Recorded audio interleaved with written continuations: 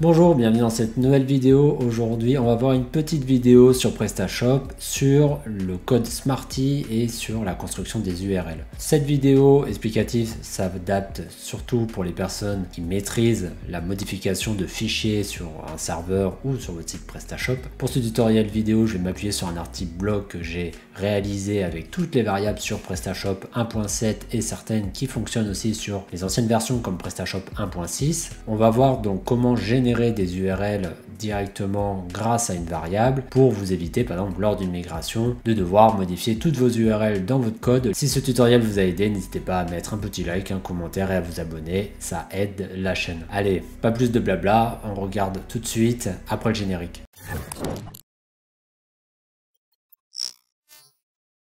On se retrouve du coup sur mon ordinateur, sur un PrestaShop que j'ai installé en local, comme souvent dans mes vidéos. Et on va faire de la méthode la plus simple. Ça veut dire que je vais utiliser un éditeur de code classique et on va voir ce qu'on peut modifier. Donc vraiment, les variables, ça va nous permettre de pouvoir bien intégrer des liens dans nos pages. Et on peut faire cela pour juste une URL simple de votre site, mais aussi pour la gestion de vos images, pour le multilingue, etc. Toutes les variables que je vais dire dans cette vidéo où je vais parler seront disponibles sur mon site avec le lien dans la description sur cet article précisément. Dans tous les cas, vous allez pouvoir descendre et retrouver pas mal de variables que vous allez pouvoir utiliser si vous voulez intégrer quelques variables justement dans votre thème PrestaShop. Alors la variable de base, on va dire la variable de notre site, en fait le nom de domaine de notre site, on va faire l'exemple sur par exemple, vous voyez dans le footer, le copyright, on va aller l'enlever déjà, on va enlever boutique créée avec PrestaShop et on va mettre juste par exemple un lien vers donc notre racine, donc notre page index, notre page d'accueil qui est celle-ci. Donc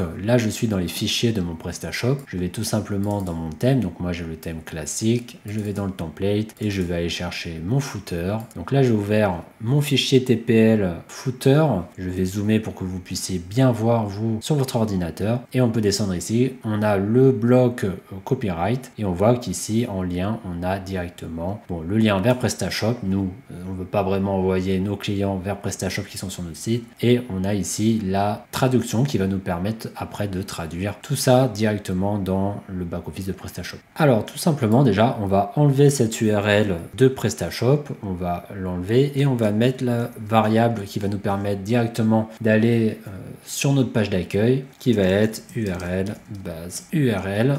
J'enregistre, je rafraîchis sur mon site et ici je passe ma souris et on peut voir déjà que ça va m'emmener directement sur ma page d'accueil. Donc le fait vraiment d'utiliser ces variables, c'est surtout en cas de migration. Vous n'allez pas avoir à changer dans votre code partout les URL que vous allez construire. Vous allez juste en fait modifier en base de données vos URL et dans PrestaShop et voilà, c'est terminé. Vous pourrez enlever l'ouverture dans un nouvel onglet. Ensuite, je pourrais modifier la traduction pour modifier bien sûr le texte. Et du coup, si on inspecte l'élément que j'ai ici, on voit que ça charge l'URL. Ça voudrait dire que si par exemple vous importez une image ou vous avez une URL spécifique, un blog externe, des choses comme ça sur votre serveur, vous pourriez envoyer les clients vers cette URL. Donc par exemple, je pourrais très bien mettre blog slash.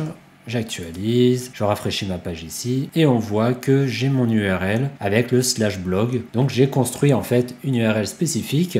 En général, si vous avez par exemple dans ce cas un blog dans un sous-dossier, ça risque de ne pas bouger. Donc vous pouvez laisser comme ça. Et je pourrais très bien aussi envoyer par exemple vers une page interne qui serait nous contacter. Donc là j'actualise, je descends et ça permet d'envoyer sur cette page contact. Mais là par exemple dans ce cas précis, il ne faudrait pas utiliser cette méthode mais utiliser une autre variable d'URL, une variable qui va nous permettre en fait d'appeler les pages de notre site. Donc je reviens sur mon fichier et là je vais aller modifier en fait mon URL pour faire .page par exemple contact. Alors je vais pas oublier de fermer ma variable. Je reviens par exemple sur ma page d'accueil, je descends et j'ai toujours nous contacter. Donc là on utilise la bonne variable qui va charger automatiquement la page contact. Mais ça marche aussi pour par exemple vous pouvez très bien utiliser index, donc ça serait la page d'accueil, on l'a déjà déjà, mais pour aussi la page catégorie, etc. Je pourrais aussi par exemple faire My Account et si je clique dessus, j'arrive directement sur la page Mon compte. Donc là, je suis pas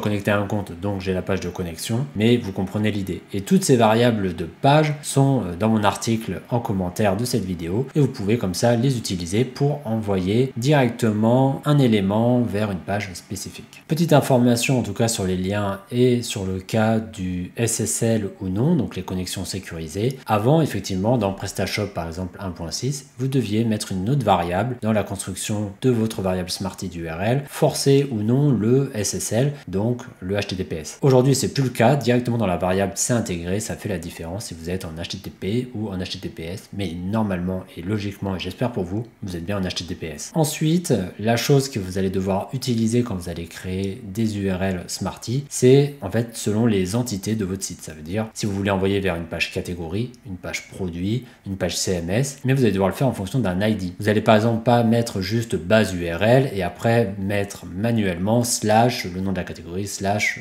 le nom du produit. Il faut dans ce cas utiliser une autre variable qui va vous permettre de construire comme vous voulez cet élément. Donc par exemple ici j'ai toujours ma variable, donc on est toujours dans le footer, mais bien sûr c'est juste pour l'exemple. Vous placez ça bien sûr ailleurs. Donc là par exemple ici, alors je vais supprimer tout et il faut mettre URL entity égale par exemple CMS. On va mettre l'ID numéro 1 pour aller sur ma page numéro 1 en CMS. Et là, on voit que maintenant, mon URL, ça envoie directement vers la livraison. Donc, si je clique dessus, j'arrive sur ma page livraison. Et en fait, à partir de là, vous pouvez construire les URL que vous voulez. Ça veut dire que je pourrais très bien enlever CMS et mettre par exemple catégorie.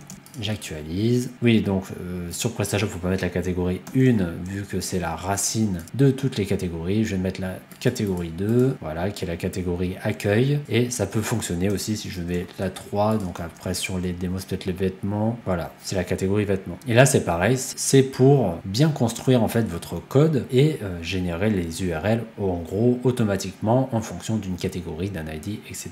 Et ne pas avoir à mettre des URL en dur, à devoir rechercher où est-ce qu'il va falloir modifier une URL, etc.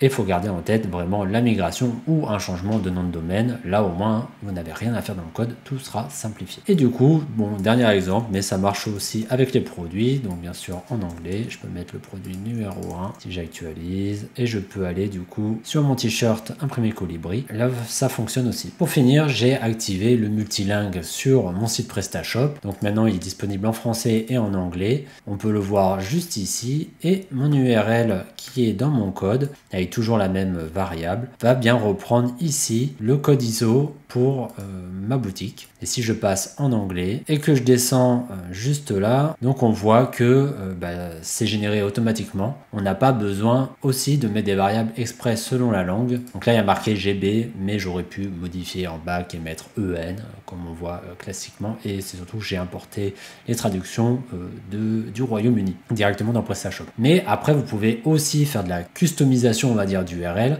Vous pourriez très bien partir sur quelque chose comme alors url.base URL. Vous pourriez utiliser une variable Smarty comme ceci pour reprendre en fait le code ISO automatiquement selon la page où vous êtes et après écrire votre URL. Par exemple, la fin de mon URL, ça serait celle-là. Alors normalement, je pense qu'il n'y a même pas besoin de mettre le slash. Si, je pense quand même qu'on va devoir le mettre.